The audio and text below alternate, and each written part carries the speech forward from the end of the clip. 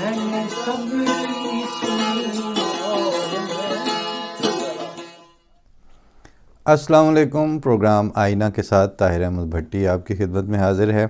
آپ لوگ ہنگارہ کو بھی مس کر رہے ہوں گے. آپ کو کتب نما بھی کافی دنوں سے نہیں سنایا، لیکن چیزیں اس طرح جیسے وہ پٹھا چل رہا ہوتا ہے نا چکی کا یا اس طرح، تو وہ اس طرح ترتیب سے اور روٹین سے اور کثرت سے آ رہی ہیں کہ بالکل وہی کیفیت ہے کہ میں یہ اٹھاؤں جام، کہ میں یہ اٹھاؤں جام، اس میکدے میں تو خراب ہو کے رہ گیا. تو بعض دفعہ اتنی کثرت سے وہ ایشوز آتے ہیں، بندہ پھر اس میں جو بڑے ٹیلی ویژن چینلز ہیں ان میں ایک کیو کرنے کا اور پروگرامنگ کا الگ سے سیکشن ہوتا ہے. ہمارے ہاں تو وہ پروگرامنگ کرنا اور ان کو ترتیب دینے کا جو سیکشن ہے وہ بھی یہیں کہیں یا دل اور یا دماغ، مطلب دل اور دماغ میں ہی کہیں ہوگا کہ کون سی چیز، بلکہ میرا خیال ہے کہ اس میں بھی ہم زیادہ پلان نہیں کر پاتے. اور وہ اخترعلیمان نے کسی جگہ کہا تھا کہ سیانے بن کر بات بگاڑی، ٹھیک پڑی سادہ سی چال. تو وہ جو سادہ سی چال ہے کہ جو چیز آ رہی ہے آپ فرنٹ سامنے آ رہی ہے اس کو فوراً کرنا ہے، وہ کر دی. جو بات سمجھیں کہ کہیں گیپ مل گیا ہے تو اس میں کوئی پینڈنگ چیز آ گئی ہے تو جو کئی جس کی اہمیت زیادہ ہوتی ہے، لیکن وہ روٹین میں چلنے والی خبروں، باتوں، ایشوز اور مسائل کی وجہ سے وہ پینڈنگ میں پڑی ہوئی ہوتی ہیں. تو جو ہی گیپ ملا تو وہ لے آئے. اور اس کے علاوہ خیر آپ لوگوں سے جو باہمی مکالمہ ہے کہ ہم نے کیا کہا اور آپ نے اس کے جواب میں کیا سمجھا اور کیا کہا، وہ بھی خاص طور پر جو کمنٹس والا پروگرام تھا اس کو بھی اب کافی عرصہ ہو گیا ہے کہ ہم نے تفصیل سے اور بالکل کمنٹس اکٹھے کر کے ان کے ریبٹل یا ان کے اوپر بات کرنے کے حوالے سے بات نہیں کی ہے. آج کا میں جو تھوڑا سا مجھے موقع ملا ہوا ہے میں اس کو استعمال کرنا چاہتا ہوں. پچھلے ہفتے کی بات ہے، ہمارے ہاں تو ظاہر ہے کہ یہ چیزیں اس طرح ڈسکس ہوتی ہیں اور اس طرح ہاؤس ہولڈ کے طور پر لی جاتی ہیں کہ جیسے اسکول کا سبق یا کوئی سیر کی پلاننگ یا کوئی مشکل آن پڑی ہو ایز اے فیملی تو اس کے اوپر بات ہونا، یا پھر کوئی بڑی سرخوشی کا واقعہ ہو یا کوئی جیت یا خاص دن، تو ان ساری چیزوں پہ جس طرح بچوں کے ساتھ بات ہوتی ہے اسی طرح سے ہماری بعض ایسے ایشوز پر بھی بات ہوتی ہے کہ جو دیکھنے والوں کی نظر میں شاید 4 دہائیاں پہلے کے ہوں گے، لیکن ہمارے لیے تو وہ ابھی کل کی بات ہے. میری جو بڑی بیٹی ہے اس کے ساتھ میری ایک تفصیلی نشست ہوئی پچھلے ہفتے اس حوالے سے کہ ایک خطبہ تھا حضرت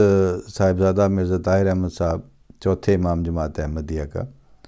اور اس خطبے کی جو تاریخ تھی یعنی وہ جمعہ پڑھ رہا تھا 20 اپریل کو 1984، اور وہ خطبہ تھا بھی اسلام آباد والی احمدیہ F7 والی احمدیہ بیت الذکر یعنی مسجد میں. اور وہ اس وقت کی روڈیمنٹری مسجد تھی جس کے ابھی کچھ حصے تعمیر ہوئے تھے، کچھ ہونے والے تھے، کچھ کی اجازت نہیں ملتی تھی. اور اس وقت بھی CDA اچھی ایکٹیو تھی اس معاملے میں کہ احمدیوں کی مسجد نہیں بننے دینی. خیر وہ ایک الگ ہے کہ کیسے جو پہلی الاٹمنٹ تھی وہ میلوڈی میں تھی، پھر وہ وہاں سے سوئچ اوور کر کے اپنی طرف سے انہوں نے اٹھا کے باہر پٹخا اور وہ جگہ شاید جماعت اسلامی کو دی. اور جماعت احمدیہ کو جو ہے وہ اس وقت ایک غیر آباد سیکٹر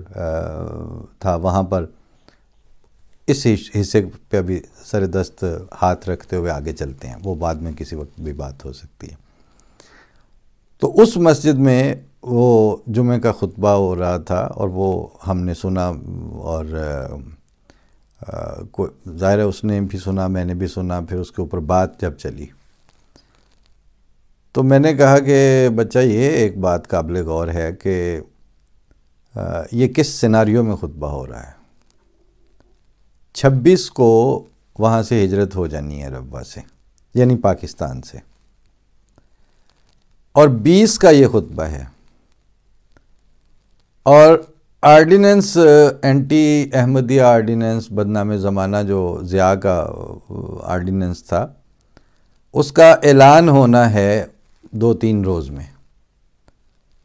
اور اس کی تفصیل اور اس کی ڈیٹیلز اور اس کی منٹس جو ہیں یا اس کے پوائنٹس ہیں فائنل ورژن کے، وہ حضرت صاحب تک پہنچ چکے ہیں اور وہ ان کو دیکھ چکے ہیں۔ یعنی بالکل اسی طرح جیسے 74 کی اسمبلی میں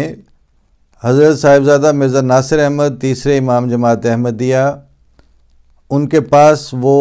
جگہ جگہ سے وہ فیڈ بیک بھی آ چکا ہے، جس کے بارے میں بعد میں اوپنلی، یعنی کوئی 50 سال گزرنے کے بعد ڈاکٹر مبشر حسن کھل کے کہہ رہے ہیں کہ فیصلہ پہلے سے ہو چکا تھا، وہ تو صرف ایک دکھاوے کی کارروائی تھی۔ اس بات کا ڈاکٹر مبشر حسن کو تو کیبنٹ منسٹر ہونے کی وجہ سے اور بھٹو کا دست راست ہونے کی وجہ سے کوئی مسئلہ ہوگا کہ وہ 50 سال بعد اس کو ڈی کلاسیفائی کریں، لیکن جنہوں نے اس اسمبلی میں جماعت احمدیہ کے وفد کی قیادت کرنی تھی، مرزا ناصر احمد خلیفۃ المسیح الثالث تیسرے امام جماعت احمدیہ، ان کو بھی پہلے سے پتہ تھا اور کئی حوالوں سے آ چکا تھا ان کے پاس یہ فیڈ بیک کہ یہ فیصلہ ہونا ہے، اور یہ صرف ضابطے کی کارروائی ہے یا دکھاوے کی کارروائی ہے۔ اور اس کارروائی میں بھی پارٹیسپیٹ اس لیے کرنا ضروری تھا کہ وہ تاریخ جو 40 سال بعد کھلنی ہے، اس نے پھر اسی اسمبلی کو ملزم کرنا ہے، اس نے پھر اسی سوسائٹی کو اوپر کے لتے لینے ہیں اور بتانا ہے کہ ہم لوگوں نے کیا کیا تھا۔ بالکل اسی طرح سے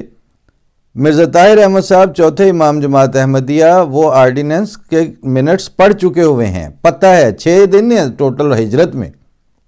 20 کو وہ اسلام آباد میں وہ خطبہ دے رہے ہیں، اور F7 سے 4 کلومیٹر کے فاصلے پر ایوان صدر میں ضیاء الحق اپنی سارے بد ارادوں کے ساتھ خود sitting chief of army staff بھی اور سٹنگ پریزیڈنٹ آف پاکستان کی حیثیت سے بیٹھا ہوا ہے۔ اور جس آدمی کو یا جس شخص کو وہ ٹارگٹ کرنا چاہ رہا ہے، جس کی جماعت کو وہ کچلنے اور کینسر کو جڑ سے اکھاڑنے کے فیصلے کیے بیٹھا ہوا ہے، اور ساری اس وقت کی جو شریعت کوٹس اور شریعت بل اور شریعت کے علامے اور پھر ان کے جو دانشور دماغ کہ جو اس بات پر فخر کر رہے ہیں کہ میں لاہور سے اسلام آباد پہنچا تھا اس آرڈیننس میں ایک لفظ دینے کے لیے، اور پریزیڈنٹ نے کہا کہ کمال کر دیا ہے جناب آپ نے کہ سر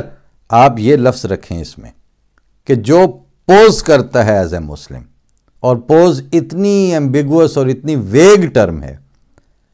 کہ آپ صرف اس بنیاد پر بھی کسی کو پکڑ کے تعزیری کارروائی کر سکتے ہیں، 3 سال کے لیے جیل میں ڈال سکتے ہیں کہ چونکہ تم نے تمہاری زبان اور تمہارے ہاتھ سے تمہارے ساتھ والے مسلمان محفوظ رہے ہیں۔ المسلم من سلم المسلمون والی کہ مسلمان وہ ہے کہ جس کے ہاتھ اور اس کے زبان سے دوسرے مسلمان محفوظ رہیں۔ تو اس کا مطلب ہے اگر ایک آدمی صرف بازار میں ہونے والی توتکار پہ صرف امن پسندی کا اور اس حدیث کے تحت دوسرے کو گزند پہنچانے سے زبان اور ہاتھ سے باز رہتا ہے تو وہ بھی مسلمانوں کی طرح پوز کر رہا ہے، اور اگر وہ احمدی ہے تو اس کو پکڑ کے جیل میں ڈال دو۔